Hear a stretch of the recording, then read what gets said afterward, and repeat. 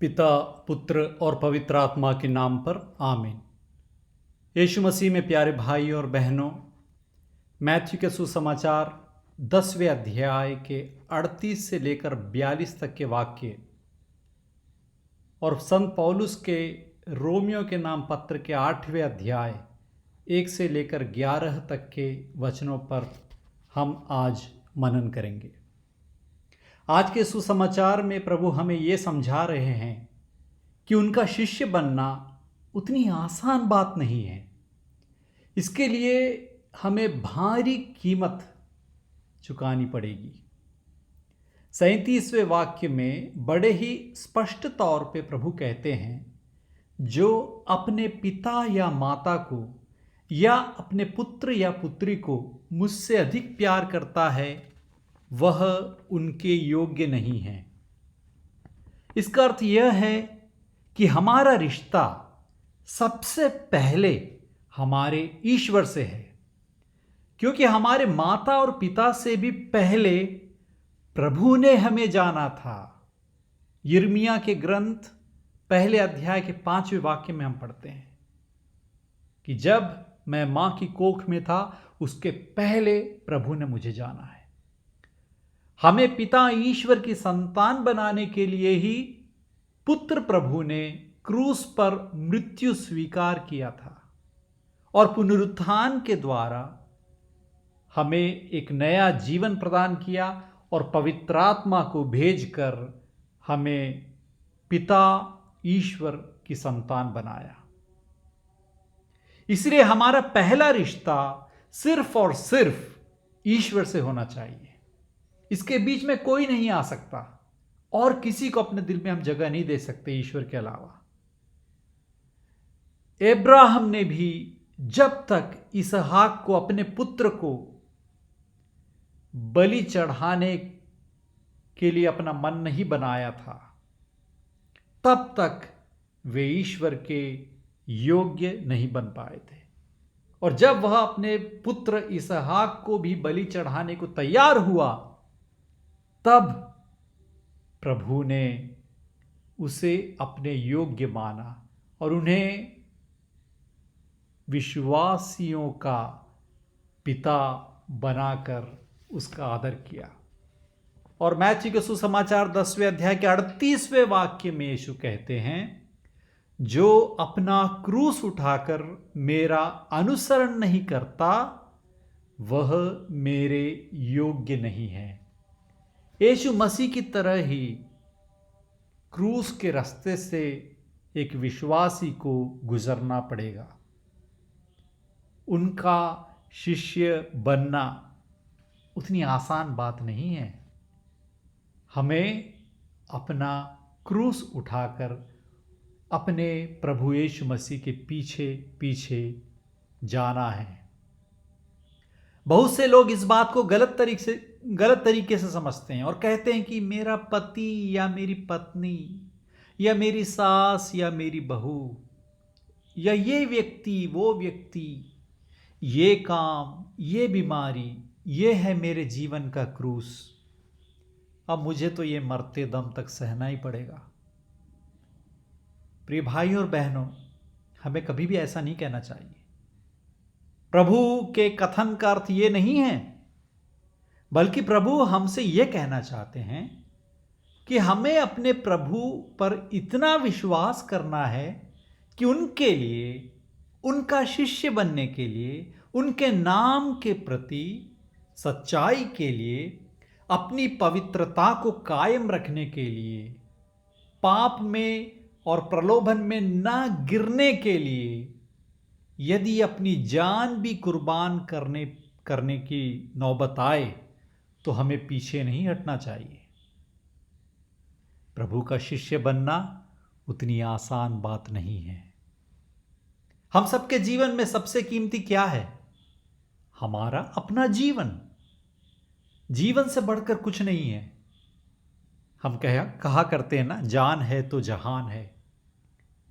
लेकिन यदि एक तराजू के एक पलड़े पर यदि मेरा जीवन और दूसरे पलड़े पर मेरे प्रभु के लिए मेरा प्यार और विश्वास हो, तो मुझे अपने जीवन के बदले अपने प्रभु को चुनना चाहिए। प्रभु के लिए मेरा विश्वास और प्यार, वो पलड़ा मेरे जीवन में भारी होना चाहिए। मुझे अपने जीवन से भी ज्यादा अपने प्रभु को प्यार और विश्वास करना चाहिए। प्रभु का शिष्य बनना उतनी आसान बात नहीं है। हम कुछ पाने के लिए उनके शिष्य नहीं बनते, कुछ पाने के लिए ईसाई नहीं बनते, बल्कि देने के लिए बनते हैं। क्या देने के लिए? खुद को देने के लिए। प्रभु हमसे क्या चाहते हैं? प्रभु हमसे हमारा जीवन चाहते हैं, हमें चाहते हैं, हमारा दिल चाहते हैं। हम जैसे भी हैं प्रभु हमें स्वीकारने को तैयार है। इसीलिए हमें क्या करना है? जो कुछ भी हमें प्यारा है, हमारे बहुत सारे प्लान हो सकते हैं, हमारी मर्जी, हमारी इच्छाएं हो सकती हैं, हमारे सपने हो सकते हैं, उनके बदले हमें प्रभु को चुनना है, प्रभु के मार्ग को चुनना है। और प्रभु के लिए उन सब को त्यागने से भी हमें नहीं मुकरना चाहिए। और प्रभु ने हमसे वादा किया है कि जिसने मेरे कारण अपना जीवन खो दिया है वह उसे सुरक्षित रख सकेगा, क्योंकि उनके लिए अपने जीवन तक को कुर्बान करने के लिए जब हम तैयार होते हैं तो वे हमें अनंत जीवन प्रदान करते हैं। 2000 साल की कलीसिया के इतिहास में बहुत से शहीद, उन्होंने प्रभु के लिए अपने विश्वास के खातिर अपनी जान को न्यौछावर किया। और सालों से हम सब उनकी याद करते हैं। वो प्रभु यीशु के शरीर बनकर प्रशोभित हैं। हम उनसे विनती करते हैं, उनका सम्मान करते हैं, आदर करते हैं।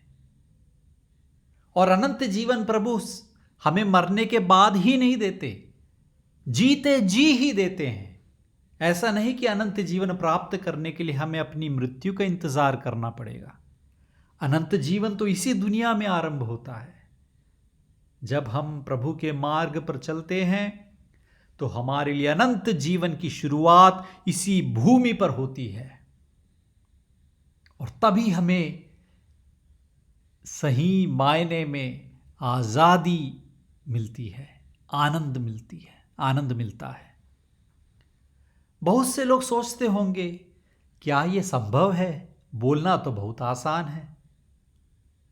संत पौलुस हमें आज रोमियो के नाम पत्र के 8वें अध्याय 1 से लेकर 11 तक के वाक्यों में ये याद दिलाते हैं कि यदि हम खुद पर निर्भर रहेंगे, अपनी शक्ति पर, अपनी काबिलियत पर भरोसा रखेंगे, तो ये संभव नहीं है।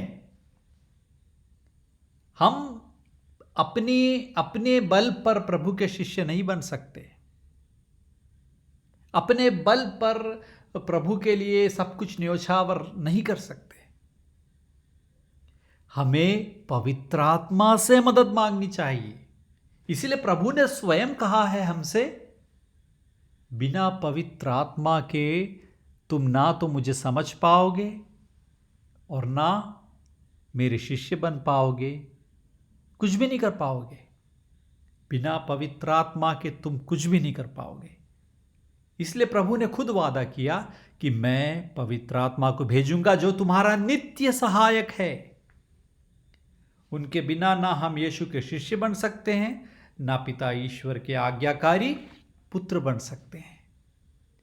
और 11वें वाक्य में संत पौलुस हमें याद दिलाते हैं, यदि पवित्र आत्मा हम में निवास करता है तो हम मरकर भी नहीं मरेंगे, हम ईश्वर में जीवित रहेंगे, क्योंकि पवित्र आत्मा हमें पुनर्जीवित करेंगे। जिस प्रकार यीशु मसीह का पुनरुत्थान पवित्र आत्मा की शक्ति से हुआ, उसी प्रकार पवित्र आत्मा हमें भी एक नया जीवन प्रदान करेंगे। मृत्यु के बाद हमें पुनरुत्थान का सौभाग्य प्रदान करेंगे। हम भी प्रभु की तरह विनाशी बन जाएंगे। इसीलिए प्रिय भाई और बहनों, हमें कभी भी पवित्र आत्मा को नहीं खोना है। प्रभु ने पवित्र आत्मा को हमारे मन मंदिर में बसाया है। उस पवित्र आत्मा को कभी नहीं खोना है। हमारे मन में बसे पवित्र आत्मा से हमें प्रार्थना करनी है। जब भी हमें डर लगता है, जब भी हमें लगता है कि हम कैसे प्रभु के वचन को समझेंगे, कैसे उसके अनुसार जी पाएंगे, हमें क्या करना है, सामने बिल्कुल भी अंधियारा छाया हुआ है, हे पवित्र आत्मा मेरी मदद करो, तब पवित्र आत्मा खुद हमें शक्ति प्रदान करेंगे। अपना क्रूस उठाकर यीशु का अनुसरण करने पवित्र आत्मा ही हमें शक्ति देंगे। अपनी वासनाओं पर विजय प्राप्त करने के लिए, शैतान और दुष्ट की शक्ति पर विजय पाने के लिए पवित्र आत्मा खुद हमें शक्ति प्रदान करेंगे। इसलिए हमें सिर्फ पवित्र आत्मा की कृपा काफी है। ईश्वर की कृपा आपके साथ सदा बनी रहे। आमीन।